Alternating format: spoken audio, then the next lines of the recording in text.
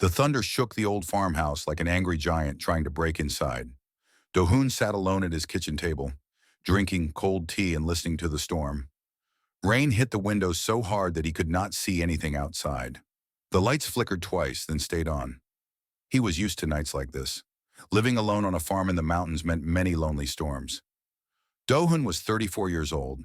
He had lived on this farm his whole life. His parents were gone now, buried in the small cemetery behind the village temple. His younger sister Yuna lived in town and worked as a nurse. She visited sometimes, but mostly Do-hoon was alone with his vegetables, his chickens, and the quiet. He was about to go to bed when he heard it. A strange sound came from the old barn. It was not the wind. It was not an animal he knew. It sounded like something falling, then something moving. Do-hoon put down his tea and listened harder. The sound came again. Something was definitely in his barn.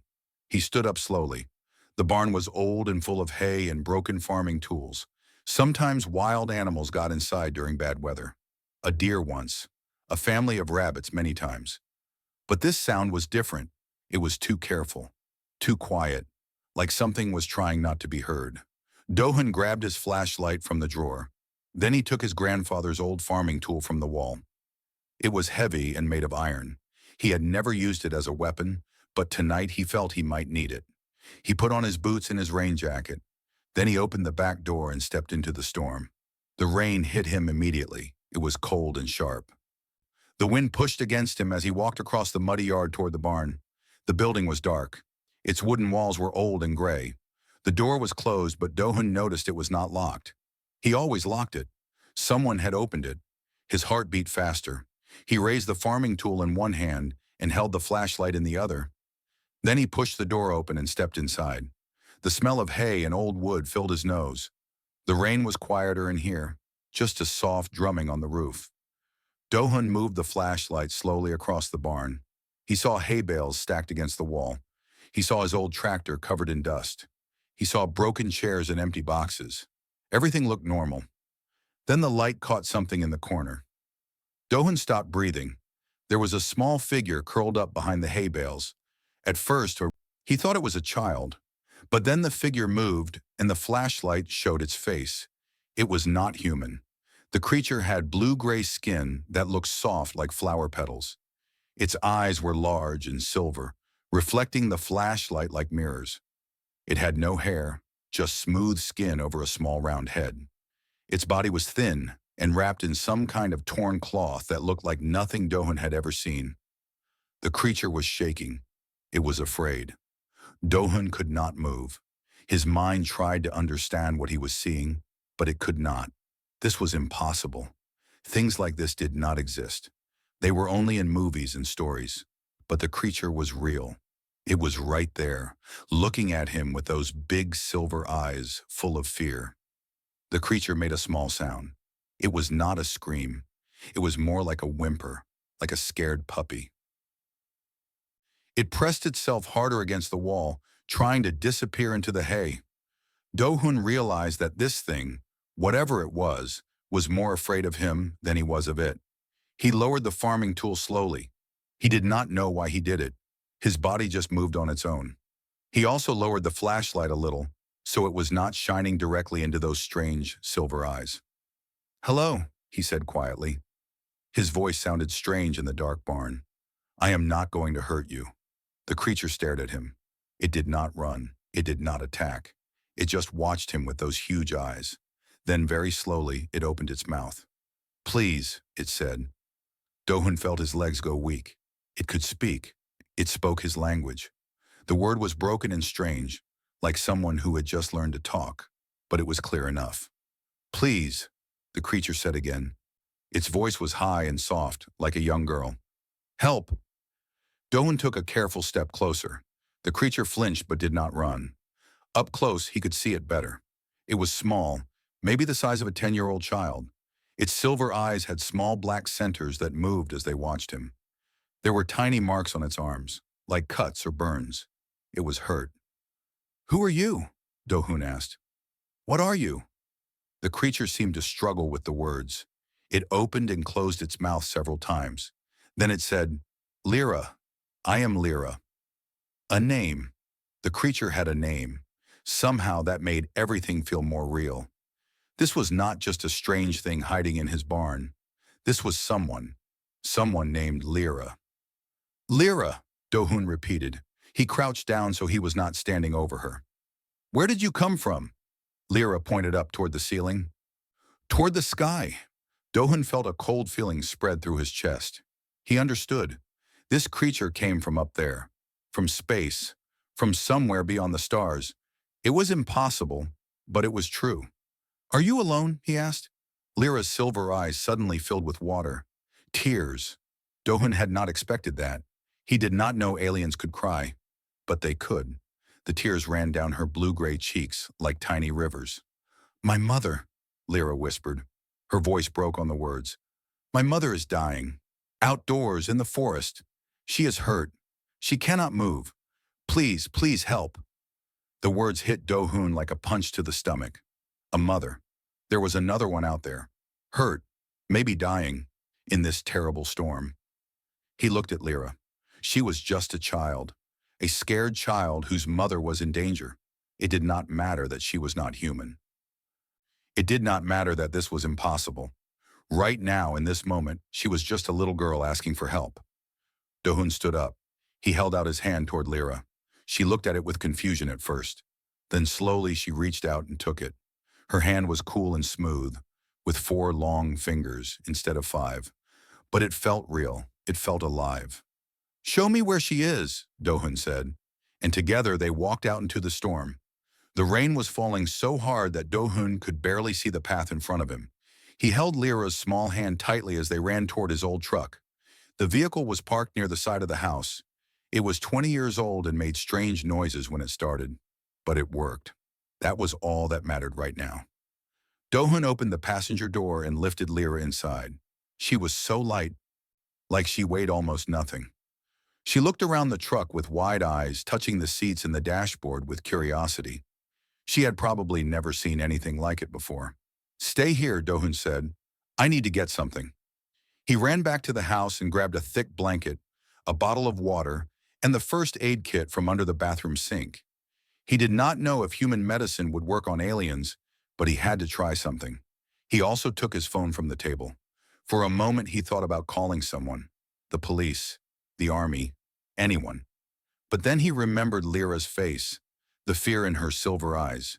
She was not just afraid of being alone. She was afraid of being found. By who? By what? Do-hoon did not know, but he knew that calling the authorities might put her in more danger. He put the phone in his pocket without making any calls. Then he ran back to the truck and climbed into the driver's seat. The engine coughed twice before starting. Do-hoon turned on the headlights and looked at Lyra. Which way? He asked. Lyra pointed toward the forest at the edge of his property. The trees were dark and thick, moving wildly in the storm wind. No one went into that forest at night. It was too easy to get lost.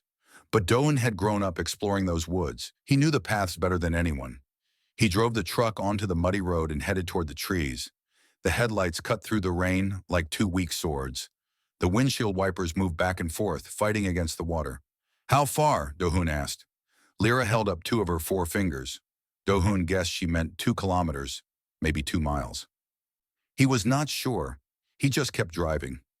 As they entered the forest, the trees closed in around them. The road became rougher. The truck bounced and shook over rocks and roots.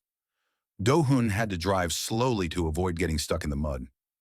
Lyra, he said, keeping his eyes on the path. What happened? Why are you here? Lyra was quiet for a moment. Then she spoke in her broken, careful way. Our ship, it broke. We fell from the sky 2 days ago. My mother was hurt very bad. We hid. We had to hide. Hide from who? The hunters, Lyra whispered. The words seemed to scare her. They follow us. They want to take us back. Or kill us. Do-hoon gripped the steering wheel tighter. Hunters. There were others looking for them.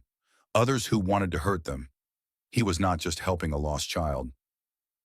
He was stepping into something much bigger and much more dangerous. A smart man would turn around. A smart man would leave this problem for someone else. But Do-hoon thought about his own mother. He remembered how she looked in her final days, sick and weak in her hospital bed. He remembered holding her hand and promising to take care of her. He remembered how much it hurt when he could not save her. He could not save his mother, but maybe he could save someone else's. "We will find her," Do-hun said. "I promise." Lyra looked at him with those big silver eyes. For the first time, something changed in her face. It was small, just a tiny movement of her lips. But Do-hun thought it might be the beginning of hope. They drove deeper into the forest. The storm was getting worse. Lightning flashed across the sky, turning everything white for a second. Thunder followed immediately, so loud that Lyra covered her ears with her hands. "There," Lyra suddenly said. She pointed to the left, toward a gap between the trees. "That way, close now." Do-hun stopped the truck. The path was too narrow for the vehicle. They would have to walk from here. He grabbed the blanket and the first aid kit and stepped out into the rain. Lyra jumped out after him. She moved quickly through the forest, her feet barely making any sound on the wet ground. Do-hun followed as fast as he could, pushing through branches and stepping over fallen logs. The forest was alive with the sounds of the storm. Water dripped from every leaf. The wind screamed through the trees. Do-hun could barely hear his own thoughts, but Lyra kept moving, and he kept following. After 10 minutes of walking, they reached a small clearing. Do-hun stopped and stared. In the middle of the clearing was a ship, or what was left of one. It was about the size of a small house, made of some kind of dark metal that reflected the lightning. One side was completely crushed. The other side had a large hole where smoke was still rising despite the rain. The ship had crashed hard. It was a miracle anyone survived. Lyra ran toward the wreck. Do-hun followed close behind. They went around to the other side where a piece of the ship had created a small shelter from the rain. And there, lying on the wet ground, was another alien. This one was bigger than Lyra, an adult. She had the same blue-gray skin and silver eyes, but her face was older, more tired.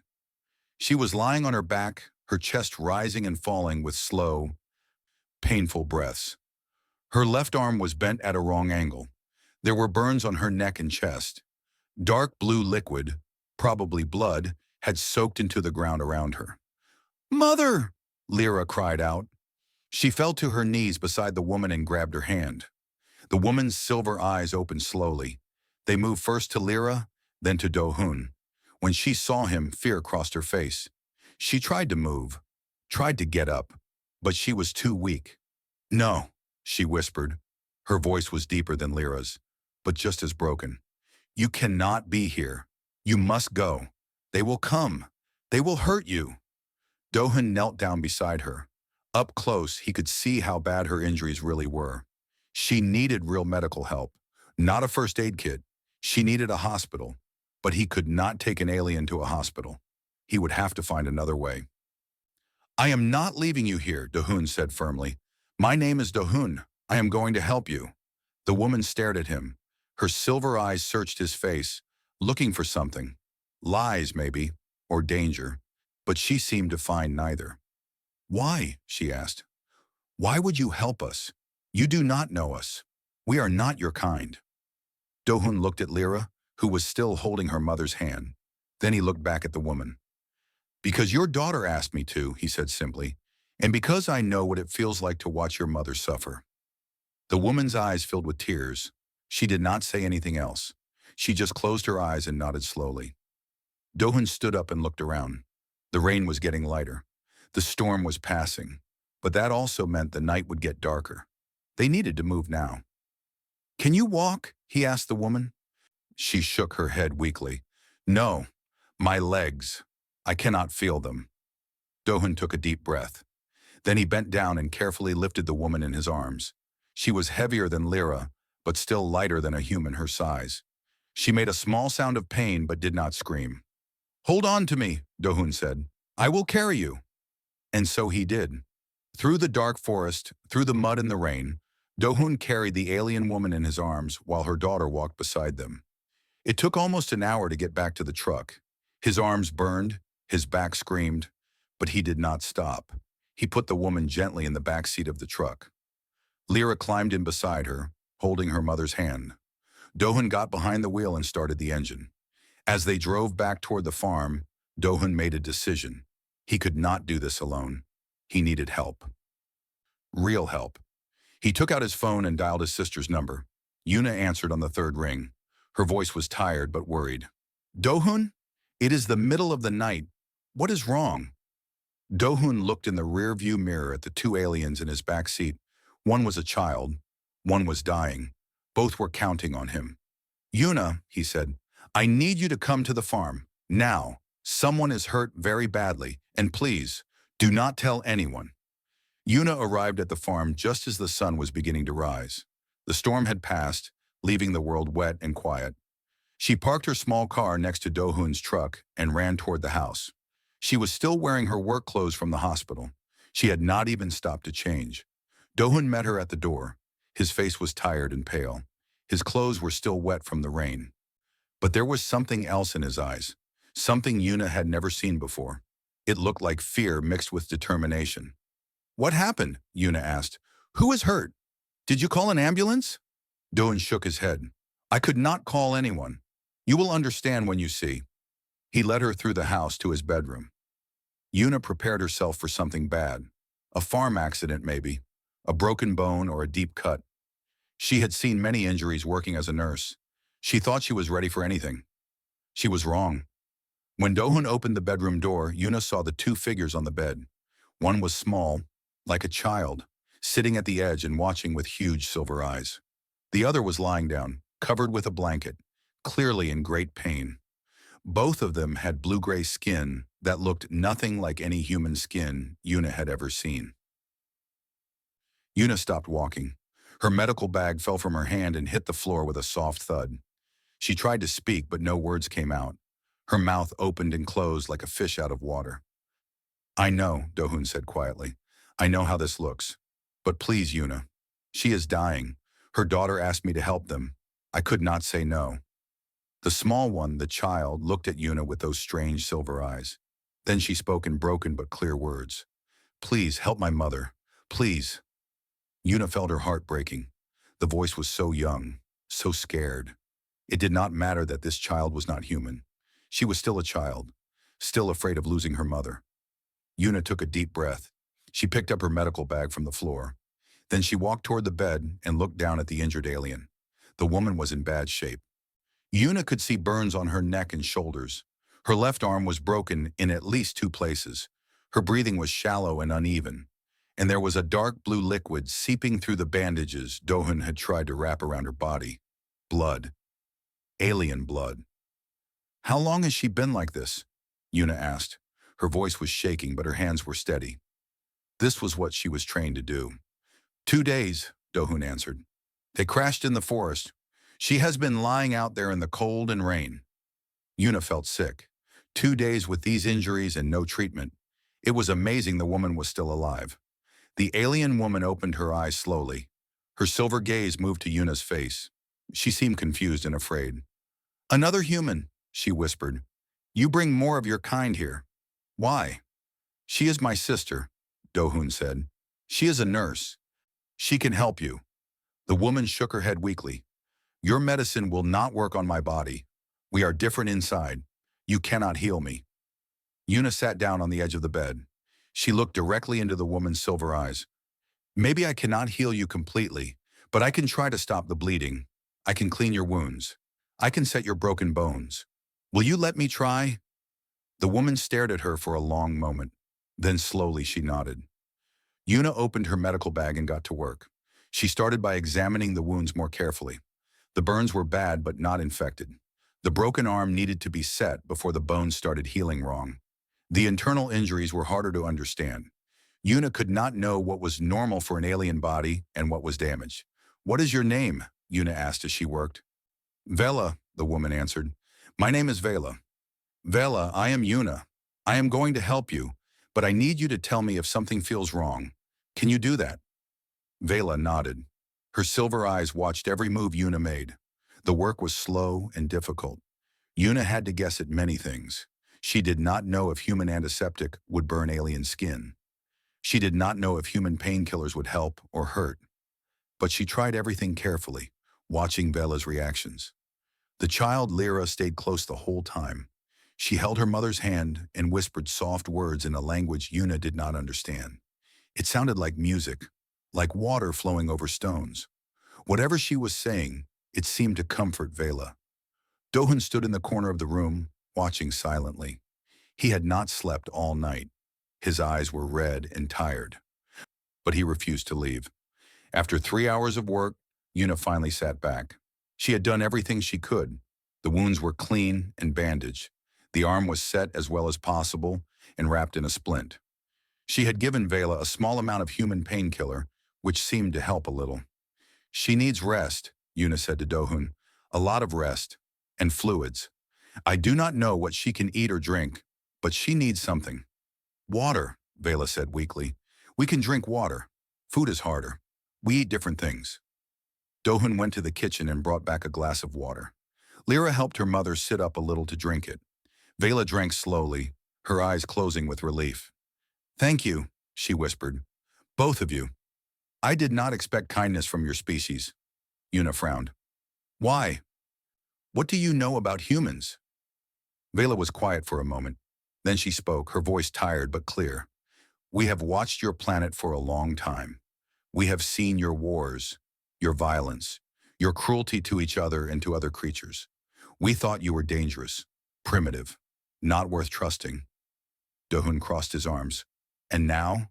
Vela looked at him, then at Yuna, then at her daughter. Now I am not sure what to think. You found my child hiding in your barn. You could have hurt her. You could have called your authorities. Instead, you carried me through the rain with your own arms. You brought your family to heal me. I do not understand why. Dohun sat down in the chair next to the bed. He was so tired that his whole body hurt. But he needed to answer this question. He needed to explain something even he did not fully understand. We are not all the same, he said finally. Humans. We can be cruel, yes. We can be violent. But we can also be kind. We can help strangers. We can protect people who are weaker than us. That is also part of being human. Lyra looked up at him with her big silver eyes. You protected us. You are a good human. Dohun smiled tiredly. I am just a farmer. I grow vegetables. I have chickens. There is nothing special about me. There is, Vela said softly. There is something very special about you. I have traveled to many worlds. I have met many species. Very few would do what you have done tonight. Yuna put her hand on Vela's shoulder. You should sleep now. Your body needs to heal. We can talk more later. Vela nodded. Her eyes were already closing. The medicine and the exhaustion were pulling her down into sleep. Dohun took Yuna's arm and led her out of the room. They went to the kitchen where they could talk without disturbing Vela. This is insane, Yuna whispered. Her voice was shaking now that the medical emergency was over. Dohun, these are aliens, real aliens, from space. Do you understand what this means? I understand, Dohun said. We should tell someone. The government, scientists, someone. Dohun shook his head. Vela said they are being hunted. If we tell people about them, they could be in more danger. Not just from the hunters, from our own people too. Yuna wanted to argue. Every logical part of her brain said they should report this. But then she thought about Lyra's face, about that small voice asking for help, about Vela's surprise that humans could be kind. Okay, Yuna said finally. We keep this secret, for now. But Dohun, if something goes wrong, if those hunters come here, we need a plan. Dohun nodded. I know, but first let Vela heal. Then we can figure out what to do next. Outside the window, the sun rose higher over the mountains. A new day was beginning, and nothing would ever be the same again. 3 days passed. The autumn sun rose and set over the mountains. The leaves on the trees turned from green to gold and red. Life on the farm continued as it always had, except now there were 2 aliens living in Dohun's bedroom. Vela was getting stronger. Yuna came every day to check on her wounds and change her bandages. The burns were healing faster than expected. The broken arm was still weak but no longer caused terrible pain. Whatever Vela's body was made of, it repaired itself quickly. Lyra stayed close to her mother at all times. But slowly she began to explore the house. She touched everything with curiosity. The television amazed her. The refrigerator confused her. She spent 20 minutes just opening and closing the kitchen drawers, looking at spoons and forks like they were treasures from another world, which for her they were. Dohun found himself smiling at Lyra's wonder. He showed her how to turn on the lights. He let her help him feed the chickens. She was afraid of the birds at first, but soon she was laughing as they pecked at the food in her hands. Her laugh sounded like bells ringing. On the fourth evening, Vela finally felt strong enough to sit up and talk. Dohun, Yuna, and Lyra gathered around her bed. The setting sun painted the room in shades of orange and gold. "You have done so much for us," Vela said. Her voice was still weak but clearer than before. "You deserve to know why we are here, why we are running." Dohun nodded. "I would like to understand." Vela took a deep breath. Then she began her story. "My people are called the Arathi. We come from a planet very far from here, in a part of space your scientists have never seen. For thousands of years, we lived in peace. We studied the stars. We created art and music. We believed that knowledge was the greatest treasure in the universe." Her silver eyes grew sad. "But peace never lasts forever. About 50 years ago, a new group rose to power on our world. They called themselves the Dominion. They believed that the Arathi should not just study the universe. They believed we should control it." "Control it how?" Yuna asked. "By any means necessary," Vela answered. "The Dominion built weapons. They created an army. They conquered other species and made them serve us. Any planet that resisted was destroyed. Any voice that spoke against them was silenced." Dohun felt a cold weight settle in his stomach. "What about you? What did you do?" "I was a scientist," Vela said. "I studied living things, plants, animals, simple creatures on distant worlds. The Dominion allowed my work because they thought it was harmless. But then I discovered something terrible." She paused, her face full of pain at the memory. "I found records, secret files that the Dominion had hidden. They were not just conquering developed worlds. They were also visiting primitive planets, planets where the life forms had not yet built advanced technology. Planets like yours." Dohun's eyes widened. "Earth?" "They have been to Earth," Vela nodded slowly. "Many times, but not to conquer. Not yet. They were experimenting, taking samples, studying your species to understand your weaknesses. They wanted to learn how to control you when the time came." The room was silent.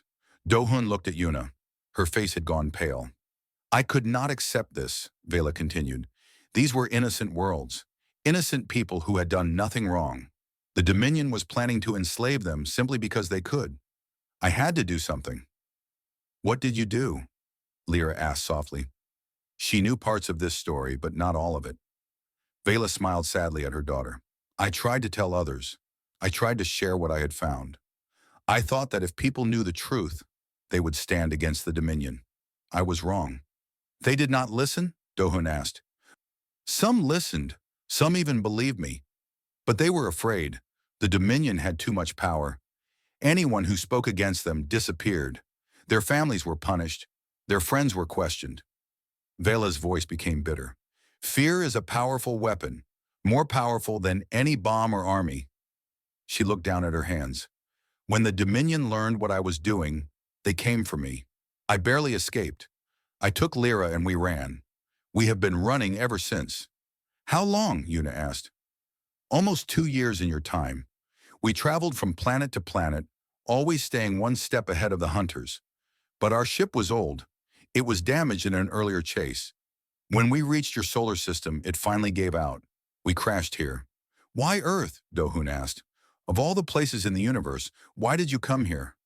Vela met his eyes. "Because the Dominion does not care about Earth. To them, humans are primitive, weak, not worth their attention yet. I thought it would be the last place they would look for us." She paused. "I was almost right."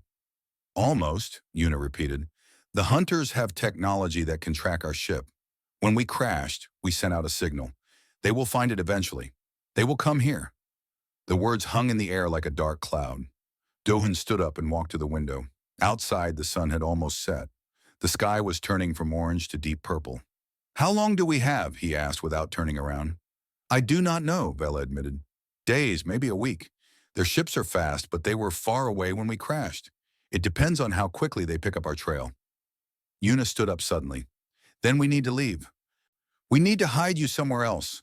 Somewhere they will not look." "There is nowhere they will not look," Vela said quietly. Once they land on this planet, they will scan everything. Every building, every vehicle, every person.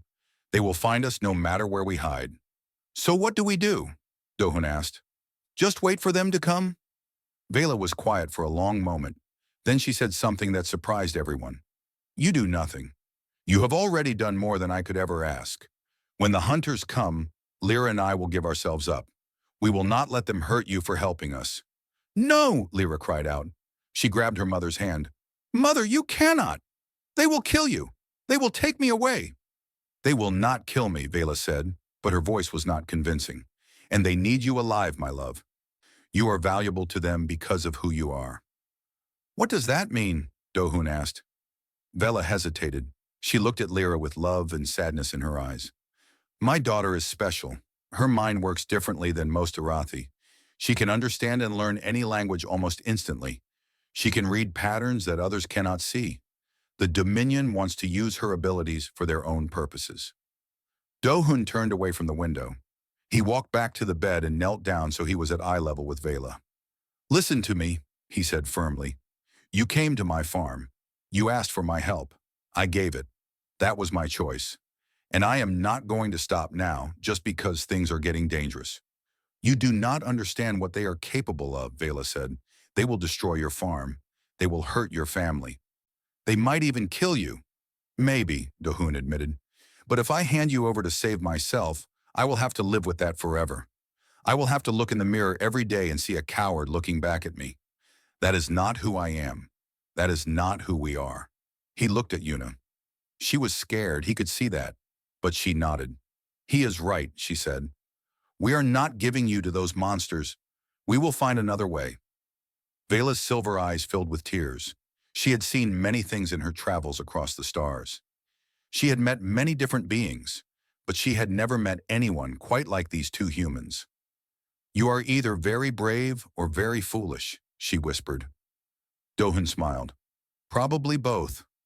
Outside the window, the first stars were appearing in the darkening sky. Somewhere up there, enemy ships were coming closer.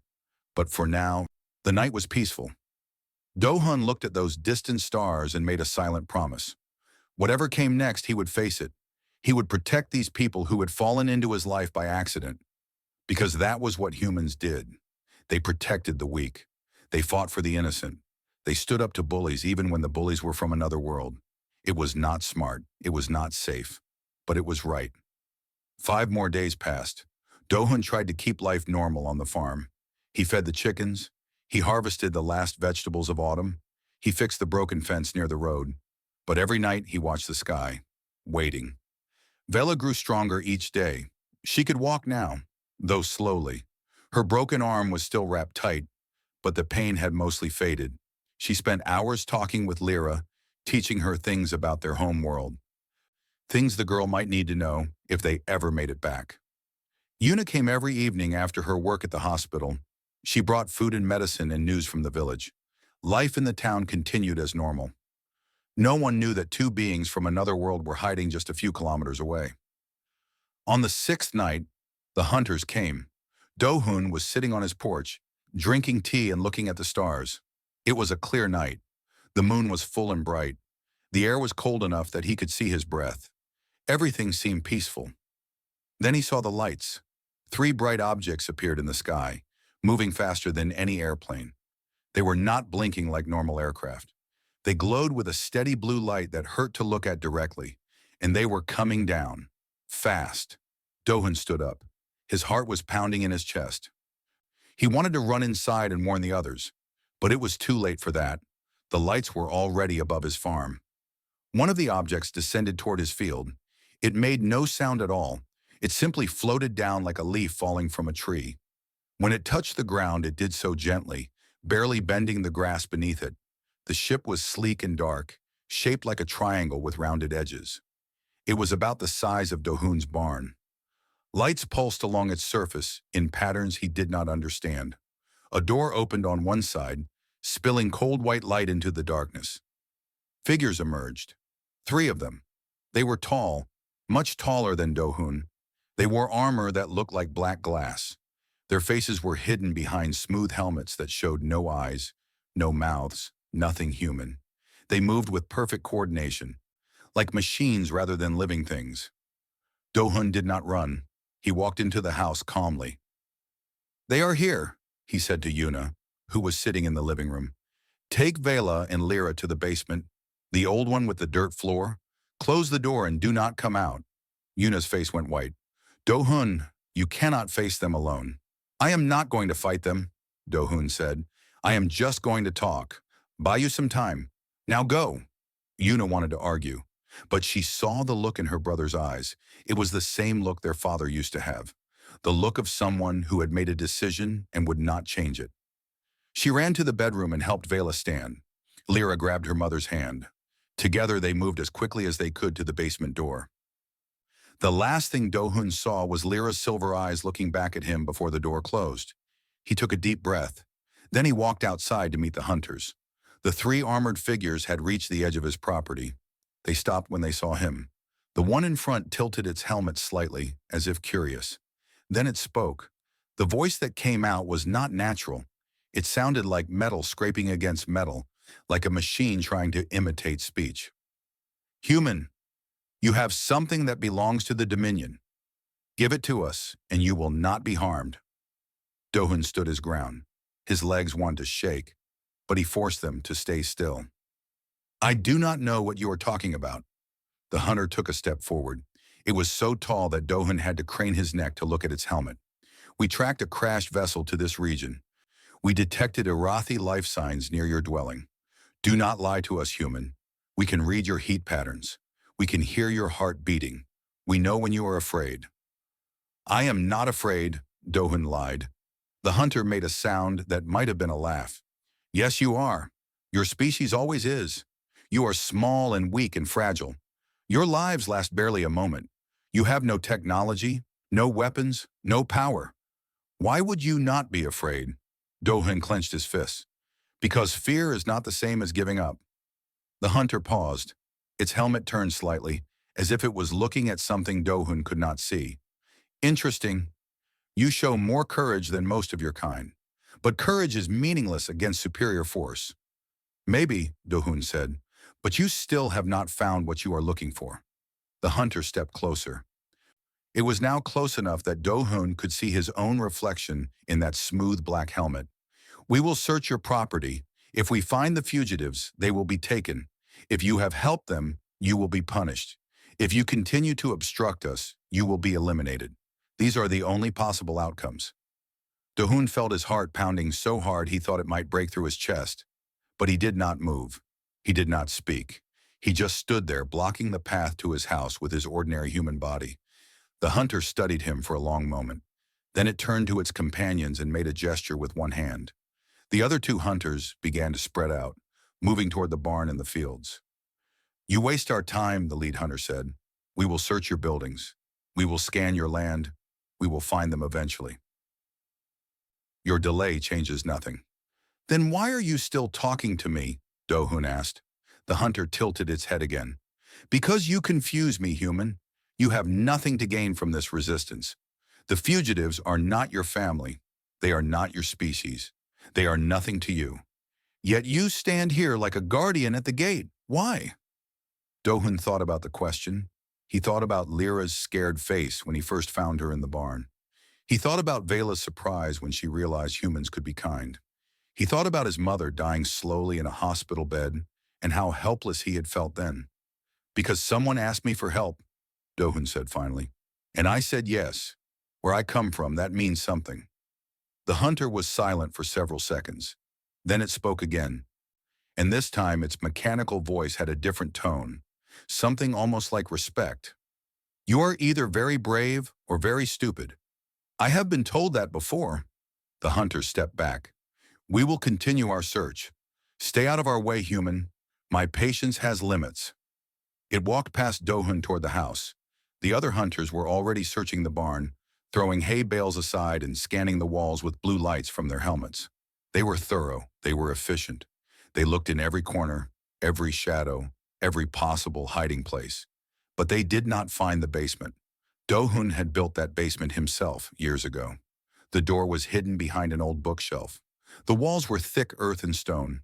and for some reason their scanners could not see through it. The search went on for 3 hours. Do-hoon stood on his porch and watched, saying nothing. When the hunters finally returned to their ship, they looked frustrated, or at least their body language suggested frustration. It was hard to tell with those expressionless helmets. The lead hunter stopped in front of Do-hoon one last time. "We found nothing tonight, but we know they are near. We will search the surrounding area. We will check every building, every cave, every hole in the ground. And when we find them, we will remember that you lied to us." "I did not lie," Do-hoon said. "I told you I did not know what you were talking about, and I still do not." The hunter stared at him for a long moment. Then it turned and walked toward the ship. Before it entered, it spoke one final time without looking back. "We will return human, and next time, we will not be so patient." The ship rose silently into the sky. The three lights joined together and shot away toward the horizon, disappearing in seconds.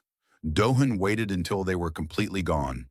Then his legs finally gave out, and he sat down hard on the porch steps. His hands were shaking. His whole body was covered in cold sweat.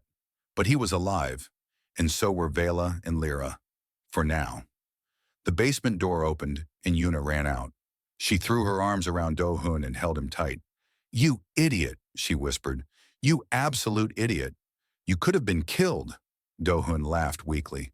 "But I was not. And we have time now. Time to think. Time to plan." Behind Yuna, Vela emerged from the basement, supported by Lyra. Her silver eyes were wet with tears. "Why?" she asked. "Why did you do that? You could have given us up. You could have saved yourself." Do-hoon looked at her. He was exhausted, scared, and completely unsure of what would happen next. But he knew one thing with absolute certainty. "Because that is not who I am," he said. "That is not who we are." And for the first time since they crashed on Earth, Vela smiled. The next morning, Do-hoon made a decision that scared him more than facing the hunters alone. He decided to tell the truth. He walked down the mountain road to the village. It was a small place, maybe 200 people living in simple houses along a river. Everyone knew everyone here. They had known Do-hoon since he was a baby. They had known his parents and his grandparents. Do-hoon went to the oldest house in the village, where Tyson lived. Tyson was 83 years old. He had been a soldier in his youth, fighting in a war that most people had forgotten. Now he spent his days drinking tea and telling stories to anyone who would listen. The young people thought he was just a boring old man. Do-hoon knew better. Tyson opened his door before Do-hoon could knock. His old eyes were sharp and clear. "You have something to tell me," Tyson said. It was not a question. Do-hoon nodded. "May I come in?" They sat at Tyson's small table. Do-hoon told him everything. The crash, the alien girl in the barn, the injured mother, the hunters who came in the night. All of it. When he finished, Tyson was quiet for a long time. He sipped his tea slowly, his wrinkled face showing nothing. "Do you believe me?" Do-hoon asked. Tyson set down his cup. "I have seen many strange things in my life. I have seen men do terrible evil. I have also seen men do impossible good. Nothing surprises me anymore." He looked directly at Do-hoon. "Yes, I believe you. The hunters said they would come back. They will search the whole area.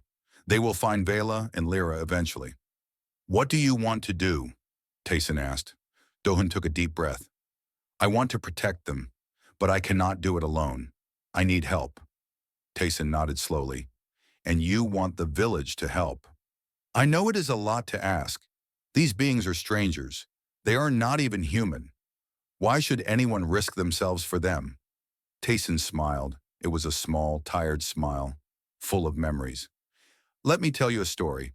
When I was young during the war, my unit found a family hiding in the mountains. They were from the other side, our enemies.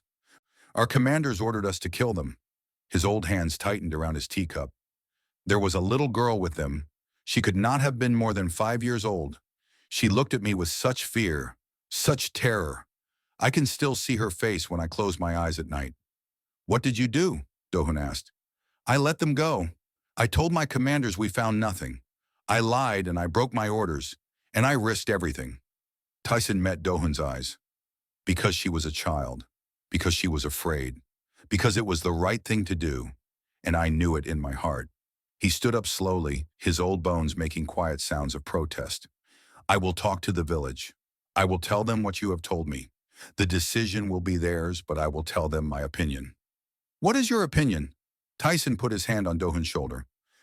That we have been given a chance to show what humans really are, not just to ourselves, but to beings from beyond the stars. We should not waste it. The village meeting happened that afternoon. Everyone came. Farmers, shopkeepers, teachers, children. They crowded into the community hall and listened as Tyson told them about the aliens hiding on the mountain. There was fear, of course. Some people wanted to call the government. Others wanted nothing to do with any of it. Arguments broke out. Voices were raised. Then Tyson raised his hand and everyone went quiet. I understand your fear, he said. I am afraid too. But let me ask you something. If you were lost and hurt in a strange land, would you not want someone to help you? If your mother was dying and your child was crying, would you not want someone to show kindness? He looked around the room at faces he had known for decades. These beings are not our enemies. They are refugees. They are running from monsters who want to hurt them. And they came to us, to our small village in the mountains, because they had nowhere else to go. An old woman near the front spoke up. But what can we do? We are just farmers. We have no weapons to fight those creatures. We do not need weapons, Tyson said. We need courage. We need to stand together. We need to show them that humans protect the weak, even when it costs us something. The debate continued for another hour. But in the end, when Tyson called for a vote, most hands went up. The village would help. That night, Do-hoon brought Vela and Lyra down from the farm. They walked through the village streets with blankets over their heads to hide their alien appearance. But soon it did not matter. The villagers came out of their houses to see them. Some gasped, some stared, but no one ran. An old grandmother approached Lyra and bent down to look at her silver eyes. Then she smiled and said, You must be hungry. Come, I will make you soup. Lyra looked at Do-hoon, confused. He nodded. It is okay. She wants to feed you. Feed me? Lyra repeated. Yes, it is what grandmothers do here. The hunters returned the next night. This time there were 5 ships instead of 1. They landed in the fields outside the village with their cold blue lights. 20 armored soldiers stepped out and marched toward the houses, but when they reached the main road, they stopped. The entire village was waiting for them. 200 people stood in a line across the road, old men and young women, children holding their parents' hands, shopkeepers and farmers and teachers. They had no weapons. They had no armor. They were just ordinary people in ordinary clothes, standing in the cold night air. At the front of the line stood Tyson, his back straight despite his age. Next to him was Do-hoon, and next to him was Yuna. Behind them, hidden among the villagers, were Vela and Lyra. The lead hunter stepped forward. It was the same one Do-hoon had faced before. Its mechanical voice echoed across the silent road. Move aside, humans. We know the fugitives are here. Our scanners have detected their life signs. Give them to us, and you will not be harmed. No one moved. The hunter tilted its head. Do you not understand? We are the Dominion. We have conquered 1,000 worlds. We have weapons that could destroy your entire village in seconds. You cannot stop us. Still, no one moved. Tyson stepped forward. His voice was calm and clear. We understand perfectly. You have power. You have weapons. You have technology we cannot even imagine. He looked up at the tall, armored figure without fear. But we do not care. The hunter seemed genuinely confused. Explain. We do not know your wars, Tyson said. We do not understand your conflicts or your politics or your reasons. But we know this. A mother and her child came to us asking for help. They were hurt and afraid and alone. And we helped them. That is what humans do. The hunter was silent for a moment. Then it spoke again. You will die for strangers? For beings that are not even your species? If we must, Tyson answered. But I do not think you will kill us. Why not? Tyson smiled. Because there are billions of us on this planet. And if you harm a single person here tonight, every one of them will learn what you did. They will know that the Dominion murdered innocent people for protecting refugees. Is that the reputation you want? The hunter looked at the line of humans. 200 faces stared back, unmoving. You are bluffing, the hunter said. Your species does not work together. You fight each other constantly. You would not unite over this. Try us, Dohun said, stepping up beside Tayson. Kill us now, and see what happens next. The standoff lasted all night. The hunters did not move forward. The villagers did not move back. They stood there, silent and stubborn, as the stars wheeled overhead. When the sun began to rise, the lid hunter made a sound of frustration. It turned to its soldiers and said something in a language no human could understand. Then it faced the villagers one last time. You have won nothing, it said. We will report this to our commanders. They will decide what to do with your planet. Then go and tell them, Tyson replied. Tell them that humans do not bow to bullies. Tell them that we protect the weak, even against impossible odds. Tell them that if they come here looking for a fight, they will find one. The hunter stared at him for a long moment. Then, without another word, it turned and walked back to its ship. The other soldiers followed. The ships rose into the sky and disappeared. The villagers did not cheer. They did not celebrate. They just stood there watching the dawn break over the mountains, knowing that something important had just happened. Lyra pushed through the crowd and ran to Dohun. She threw her arms around him and held on tight. Her small body was shaking. You did this, she whispered. All of you. For us. Dohun put his hand on her head. We did it because it was right. Behind them, Vela approached Tayson. Her silver eyes were full of tears. I have traveled to many worlds, she said quietly. I have seen many species face the Dominion. Most run, most hide, most surrender. But your people stood in front of their weapons and refused to move. She took his wrinkled old hand in her own. I will never forget this. As long as I live, I will tell others what happened here tonight. I will tell them about the humans who stood against the darkness. Tayson squeezed her hand gently. Just tell them we did what anyone should do. That is all. The sun rose higher, painting the village in golden light. A new day had begun, and somewhere among the stars a story was already spreading. A story about a small blue planet where the people refused to be afraid. A story about what it meant to be human. 2 weeks passed after the night the village stood against the Dominion. At first, everyone was afraid. They watched the sky constantly, waiting for the hunters to return with more ships and more soldiers. But the sky remained empty. No strange lights appeared. No threatening messages came. Slowly, life returned to normal. Farmers went back to their fields. Children went back to school. The old men gathered at Tyson's house to drink tea and discuss what had happened. Some people believed it had all been a dream. Others knew better. Vela and Lyra stayed at Dohun's farm during those 2 weeks. Vela's injuries continued to heal. She could walk without pain now, though her arm was still weak. She spent her days helping Dohun with small tasks around the farm. She learned to feed the chickens, though they still scared her a little. She learned to harvest vegetables, though she did not understand why humans ate things that grew in dirt. Lyra explored everything. She made friends with the village children, who thought her silver eyes were beautiful. She learned to play their games, though she always won because her reflexes were faster. She learned some Korean words and taught the children some Marathi words in return. By the end of the first week, a group of human children were running around the village saying hello and goodbye in an alien language. One evening, Vela asked Dohun to take her to the crashed ship in the forest. She wanted to see if any of it could be repaired. Dohun drove her there in his old truck, with Lyra sitting between them. The wreckage looked worse than Dohun remembered. The rain and wind had damaged it further. Animals had made nests in the broken parts. It seemed beyond saving. But Vela walked around it slowly, touching the metal with her good hand. She closed her eyes and seemed to be listening to something Dohun could not hear. The main systems are destroyed, she said finally, but the emergency shuttle is still intact. It is small, only meant for 2 people, but it could fly. Fly where? Lyra asked. Vela turned to look at her daughter. There are others like us, my love. Other Irathi who oppose the Dominion. They hide in the spaces between worlds, gathering strength, waiting for the right moment. If we can reach them, we will be safe. How far away are they? Dohun asked. Far. Many months of travel, even at high speed. But the shuttle can make it. Vela paused. If we leave. The word hung in the air. If. It was such a small word, but it held so much weight. That night, they sat on Dohun's porch and watched the stars. The autumn was ending. Winter would come soon, bringing snow to the mountains. Dohun wondered if Vela and Lyra had ever seen snow. The Dominion sent a message, Vela said quietly.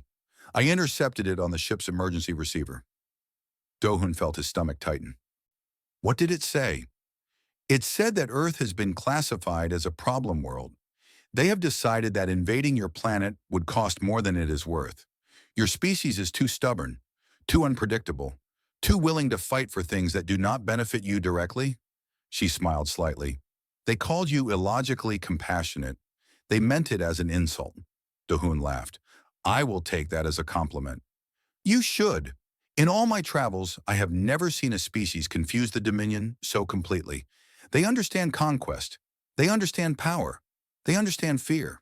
But they do not understand kindness without reward. It does not fit their view of the universe. Yuna arrived just then, parking her car and walking up to the porch. She had been visiting every day since the standoff. She said it was to check on Vela's health, but Dohun knew she simply wanted to spend time with them before they left. Any news? Yuna asked, sitting down beside her brother. The Dominion is not coming back, Dohun said.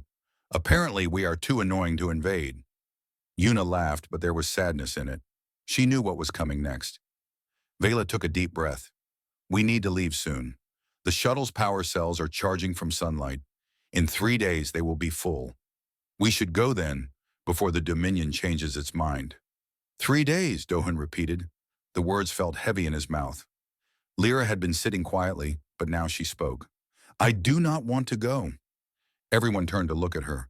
Her silver eyes were wet with tears that she was trying not to let fall. I like it here, she said. I like the chickens and the mountains and the children in the village. I like Dohun and Yuna.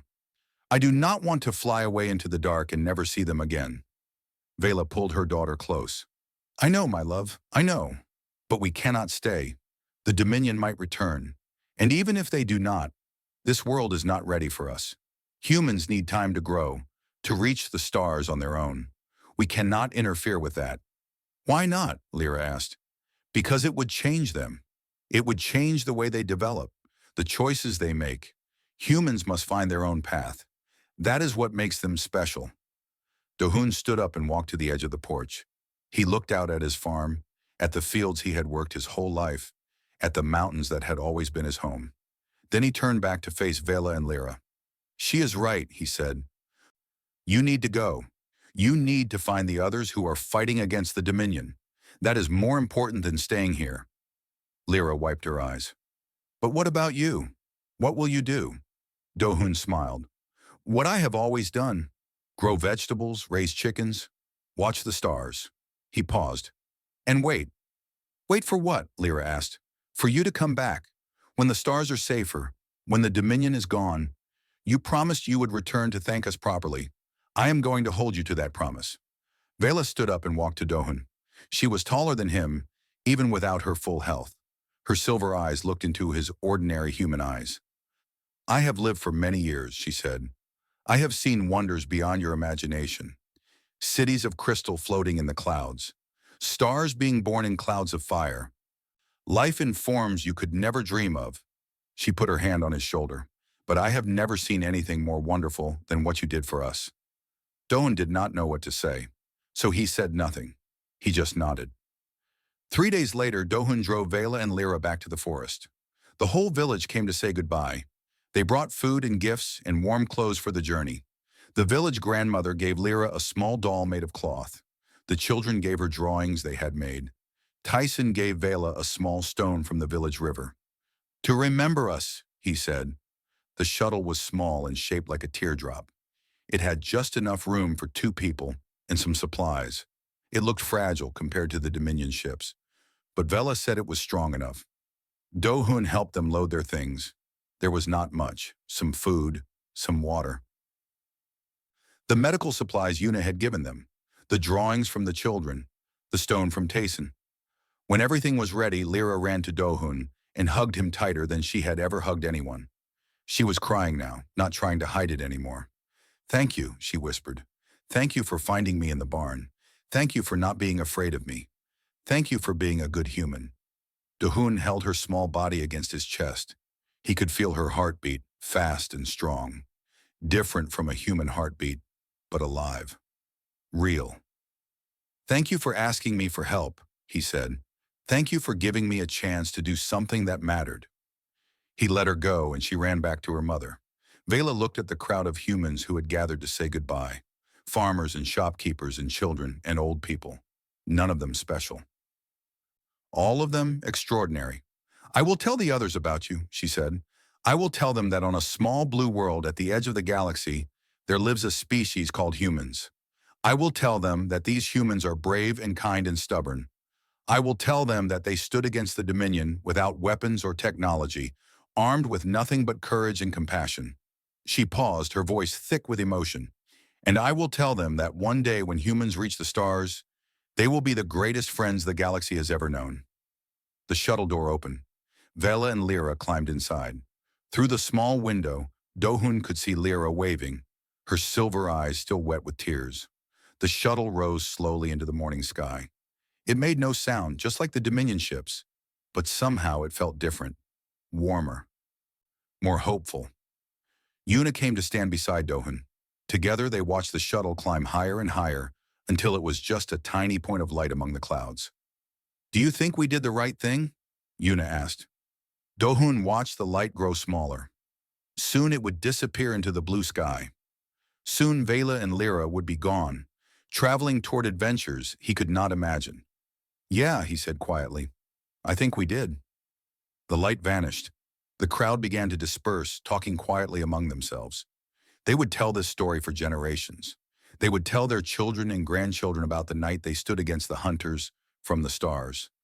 About the alien woman who thought humans were special. About the little girl with silver eyes who learned to love this strange blue world. Dohun stayed where he was, looking at the empty sky. Somewhere up there, Lyra was probably looking back, looking at the small planet that had given her shelter when she needed it most. Looking at the place where she had learned that not all the universe was cruel. One day she would return. Dohun was sure of it. Maybe in 5 years. Maybe in 50. Maybe not until he was old and gray, sitting on his porch, watching the stars like he always did. But she would come back. And when she did, he would be ready. He would make tea. He would show her how much the farm had changed. He would introduce her to the chicken's grandchildren. And they would sit together under the night sky and talk about everything that had happened since they said goodbye. Because that was what friends did, even friends from different worlds. Even friends separated by the vast emptiness of space. Dohun smiled and walked back toward his truck. There was work to do, vegetables to harvest, fences to fix, life to live. But every night before he went to sleep, he would look at the stars. And he would remember. The universe was big and dark and full of danger. But it was also full of light, full of hope, full of the endless possibility that kindness could be found in the strangest places. Even in an old barn on a small farm in the mountains. Even in the heart of a simple human who just happened to be in the right place at the right time. Even at the edge of the galaxy, where no one was supposed to be looking. Light could be found anywhere. All you had to do was look,